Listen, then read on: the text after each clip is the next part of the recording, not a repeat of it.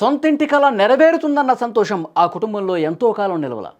కొత్త ఇంట్లో నిద్రపోవాలని ఆశపడ్డ ఆ తండ్రి కొడుకులు అదే ఇంటి సాక్షిగా శాశ్వత నిద్రలోకి జారుకున్నారు. సూర్యాపేట జిల్లా చివ్వెంలో జరిగిన ఈ విషాదం వింటే ఎవరికైనా కన్నీళ్ళు వస్తాయండి. మదాసు బుచ్చయ్య రెవెన్యూ కార్యాలయంలో జూనియర్ అసిస్టెంట్గా పనిచేస్తూ తన కుటుంబాన్ని ఎంతో బాధ్యతగా సాగుతున్నాడు.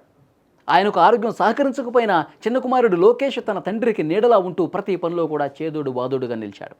స్వగ్రామంలో కొత్తగా ఇల్లు నిర్మించుకుంటున్నారు.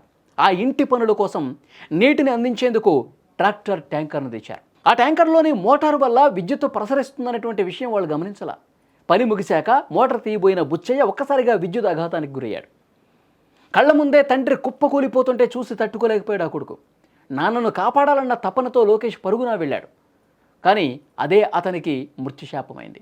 ఆ ట్రాక్టర్ను తాకగానే కొడుకు కూడా కరెంట్ షాక్కి గురయ్యాడు. అక్కడికక్కడి స్పాట్లోనే పడిపోయాడు. క్షణాల వ్యవధిలో తండ్రి కొడుకులు ఇద్దరూ విగతజీవులయ్యారు. ఆసుపత్రికి తీసుకెళ్లినా ఫలితం లేదు.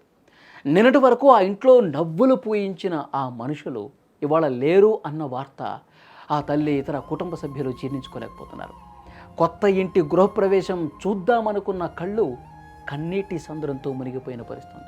చూడండి ఆ కుటుంబం ఎంత రోధిస్తుందో, ఎంత బాధపడుతుందో, ఆ తల్లి ఆవేదన, అక్కడ స్థానికులు ఎంత బాధపడతా ఉన్నారు చూడండి. నిజంగా మాటలకు అందని విషాదం ఇది. చిన్న నిర్లక్ష్యం ఒక నిండు కుటుంబాన్ని పూర్తిగా రోడ్డున పడేసింది.